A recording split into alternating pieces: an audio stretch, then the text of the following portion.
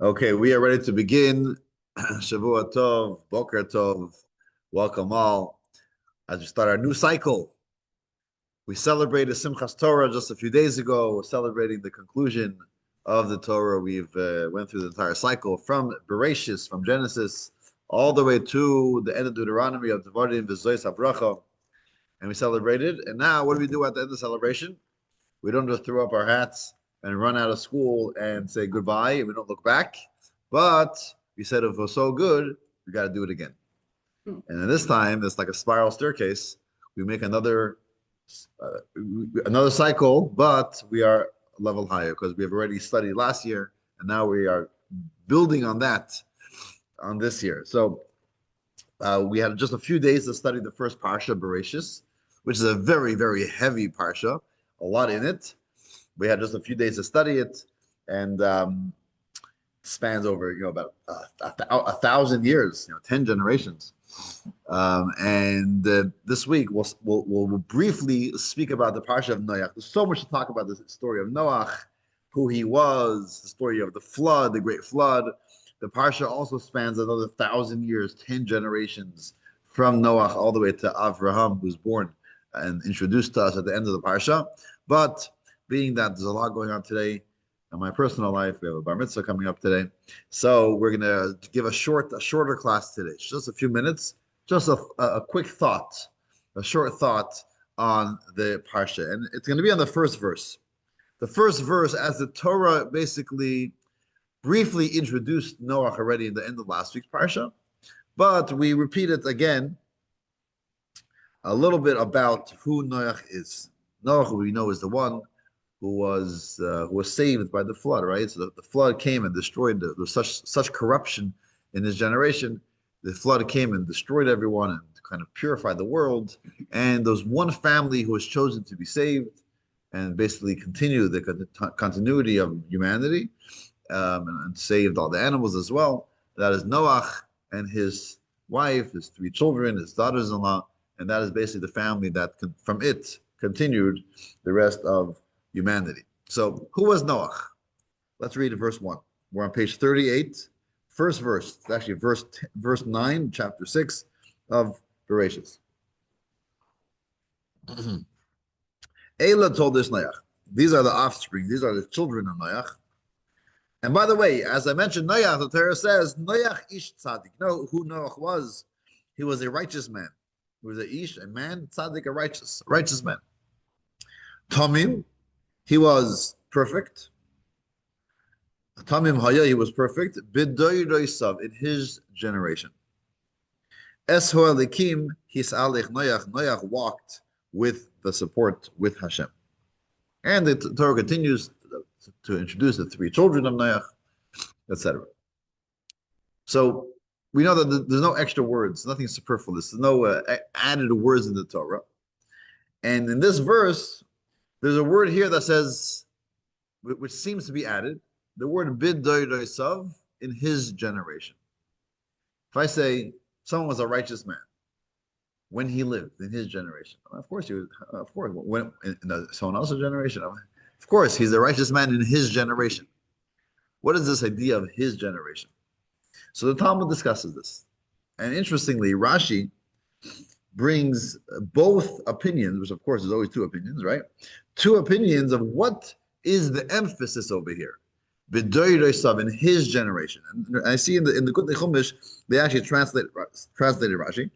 So we're going to read it on page 39, where it says under classic questions, what does it mean that Noach was perfectly righteous in relation to his generation? So Rashi says as follows. Some of our sages interpret this favorably, i.e., that if he had lived in a generation of righteous people, then he would have been even more righteous. Others interpreted derogatorily. In other words, in comparison with his generation, he was righteous. But if he had been in Avram's generation, he would not have been considered especially righteous at all. So the first opinion is looking at it favorably. Noach was such a tzaddik. In his generation, it wasn't easy to be a tzaddik. He was still a tzaddik. There was so much corruption around him. He was still a tzaddik. It wasn't easy. If he was in someone else's generation, it would have been 10 times easier to be righteous. He would have been even more righteous. But even in his generation, where it was so difficult to be righteous, it was against the flow. There was so much negative outside influence that he could have excused himself, or was difficult, it was so challenging for him to be righteous. But he was so strong in his ways that he was righteous. And of course, he would have been even more righteous in a different generation. Right? That's called seeing things favorably. Always judge another person favorably. Right? You're seeing the good side of it. But the Talmud says there's actually another way of looking at it. It kind of putting him down. Noach, he wasn't such a righteous man. You know when he was righteous? In his generation. Didn't take much. It didn't take much. Who else was there? Who are we comparing him to? All the thieves, all the rapists, all the thugs. Okay, so Noach was decent. He walked with God. He was an honest man. He didn't cheat in business. Okay, it didn't take much. In his generation, he was a tzaddik. He was righteous. If Noach lived in the shadow of Avram, a truly righteous man, no one would look at him. He would have the back row in the synagogue. Who knew Noach? Avram is the righteous man. Noach, in his generation, lucky for him that he was the only guy. So he was the one. You know, in the Hasidic music world. How much you know about the Hasidic music world? Not much. If I asked you who is maybe the number one Hasidic singer, what would you say? What, do you know any Hasidic singer? Yeah. So in the Hasidic music world, there are, I would say, two leaders. Top two Hasidic singers. Yitzchak, who are the top two Hasidic singers in the last 50 years?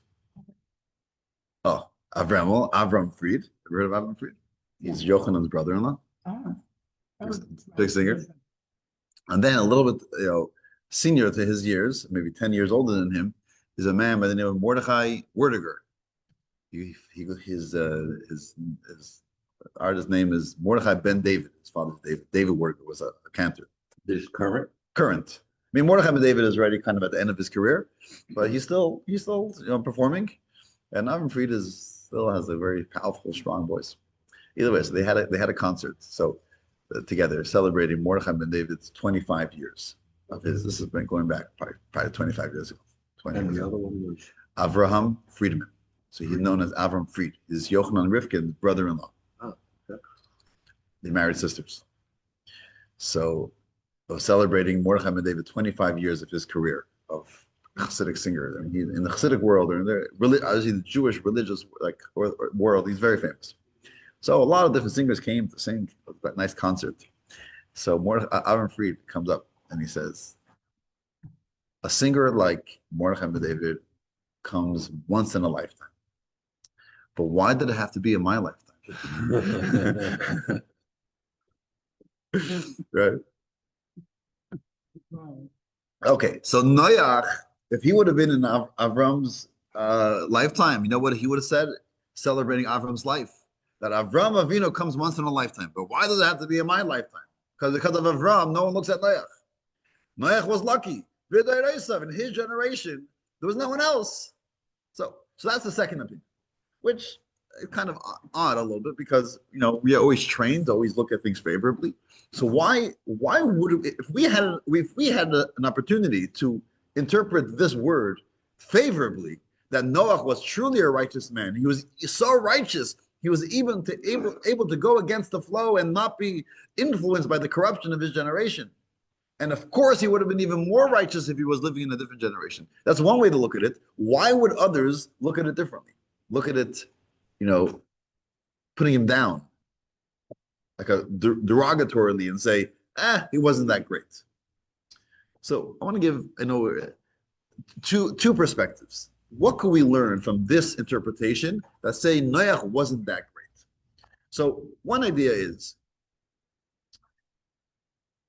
perhaps, the Torah we know is a lesson. Torah means a lesson. Everything in the Torah is here for us. What can I take out of it, right? I come Sunday morning, we study some Torah, I walk home, I drive home. What does this mean for me? Is there something I could do, I could change, something that is very much relatable to my life? Very often, we read about the characters of the Torah, and they're like fantastical. They're totally not in my world. I should do something like Moses. I mean, Moses was Moses. I mean, David describes Moses as Ish Elohim, the man of God. He was half man, half God. I mean, he wasn't your typical human being. How could I compare myself to Moses, speaking to God and relating? Right, Abraham. These are giants that maybe I can't really relate to them. So the Torah says, you know who Noach was? Bidorosov. He was a simple guy. He was a guy off the street. All he had to do was just be a decent Jew, a decent person. Just allow that your ideals and your principles, your morals should guide you and not be influenced by the negativity around you. That's all it was. And each and every one of us could say, I'm a Noach. I'm not an Abraham. I'm not maybe a Moses. I'm not a big, prophet. But Noah was just a regular guy. He wasn't that righteous. In his generation, he was considered righteous. But nevertheless, he stood up for what's right. And maybe I can do the same thing. Interestingly, there's another person, I think one other person that the Torah also describes as a ish tzaddik, a righteous man. Because the Torah doesn't just throw out these compliments. So these compliments are very weird. But the Torah also said about someone else that he was a righteous man, an ish tzaddik. And who is that? Joseph. Joseph, the son of Yaakov, right? He's also referred to as Yosef HaTzadik, Joseph the righteous man. And the Torah also refers to him as a righteous person. Well, who is Joseph? We all know the story of Joseph and his brothers, but there was one moment that Joseph had a very weak moment, right? We know the story, where the wife of his master, of Potiphar, who was trying to sin with him day in, day out, and eventually, one day, when everyone's out of the house, Joseph could not withstand it. He couldn't, stand up to the pressure. And he told himself that today I'm giving it. Today I'm doing it. I just can't anymore. And then at the last moment, he saw the visage, he saw the image of his father, and that gave him the strength. And he is the person we refer to as Yosef HaTzadik, right? The righteous. He's righteous. He was about to sin. Last minute, he saved himself. But he's the righteous man. Yes. You know who the righteous people are? The simple people who have struggles, who are imperfect.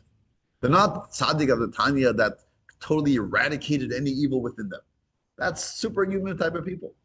And there are a few, there are some people like that. But the regular average guy is the Joseph, is the Noach. And those are the people who refer to as a tzaddik. Why?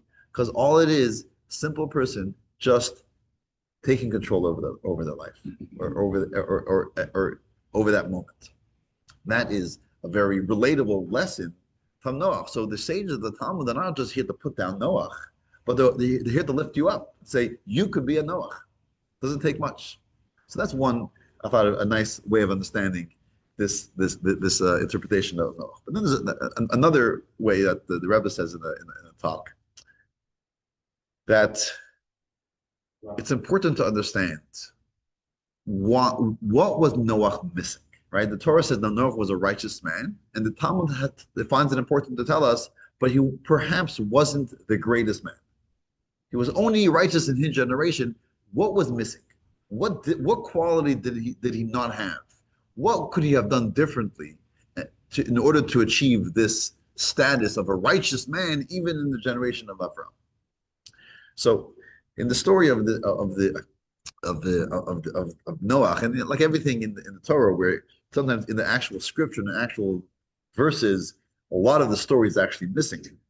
But we are told, based on, if you do the calculations of when he was born and when God spoke to him, and when the flood came and all that, we realize that for how long was Noach working on the table to build this ark?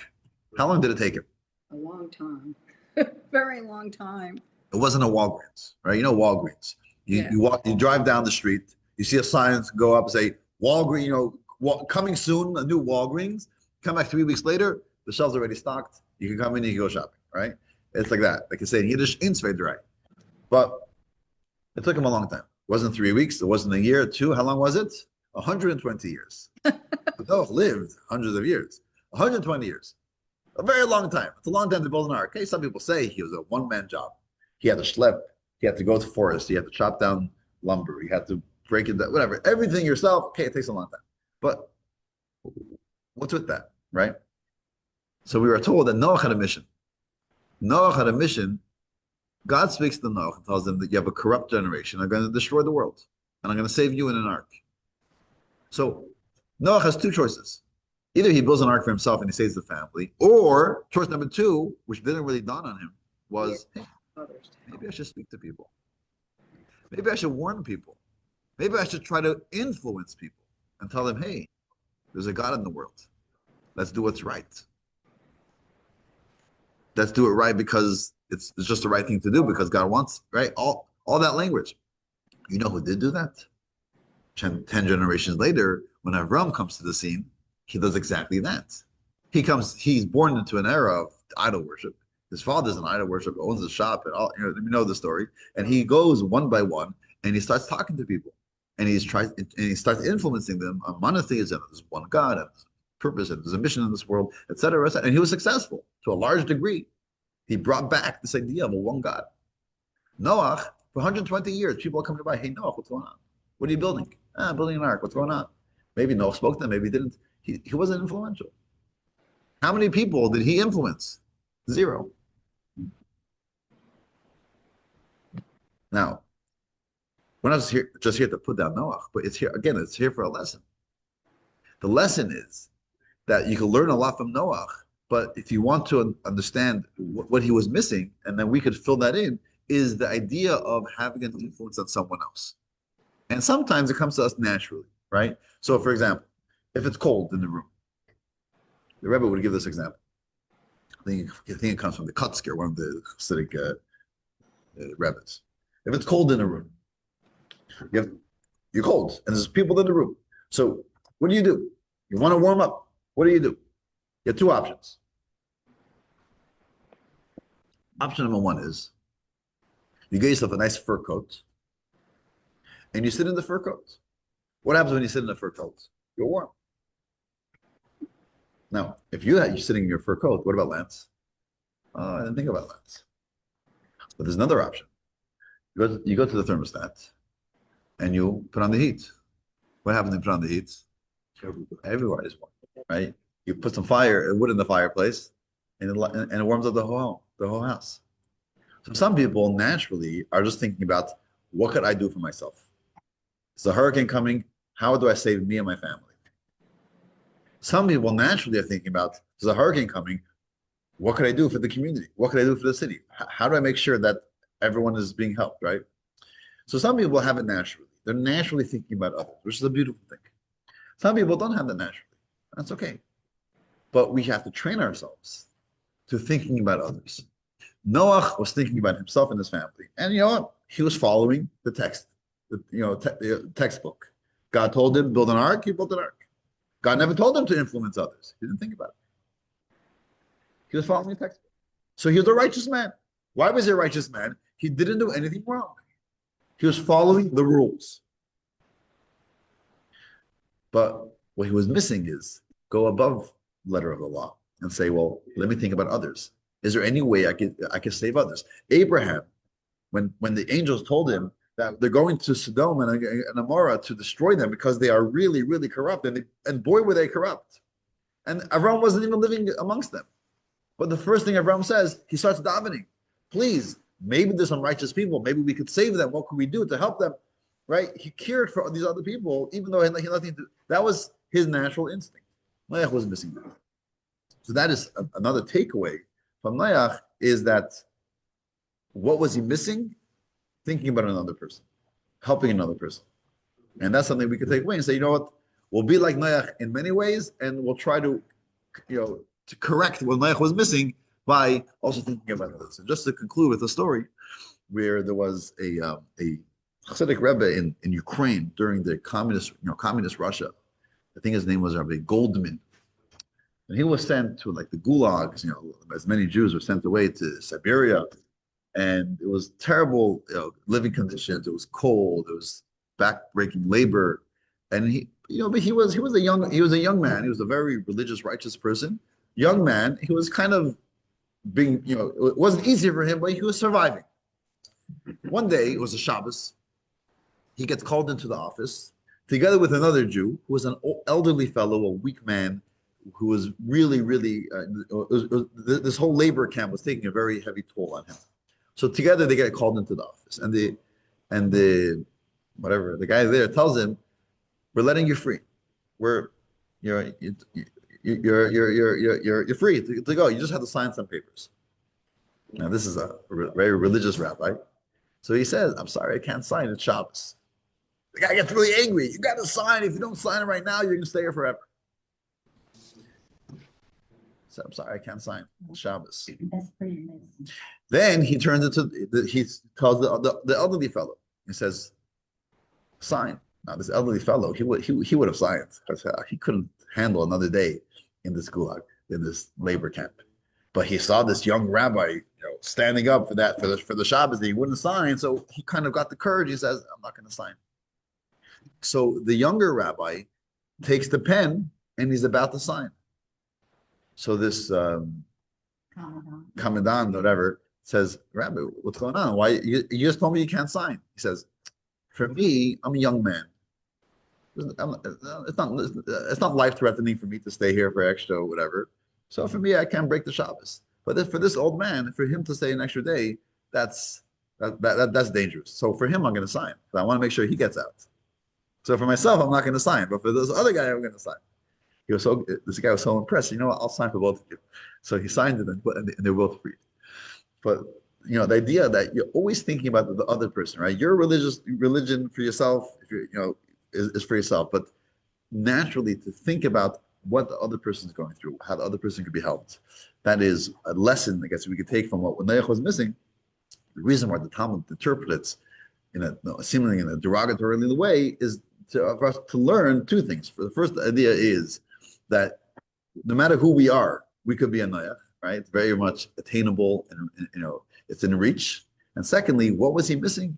The idea of thinking of another. Don't put on the fur coat, put up the ear, help other people. That's the way we could be a truly righteous person. So that's my little thought for today, for this week. Shavua Tov, and we're looking forward to seeing you next week. Thursday, are we having class Thursday? We should be having.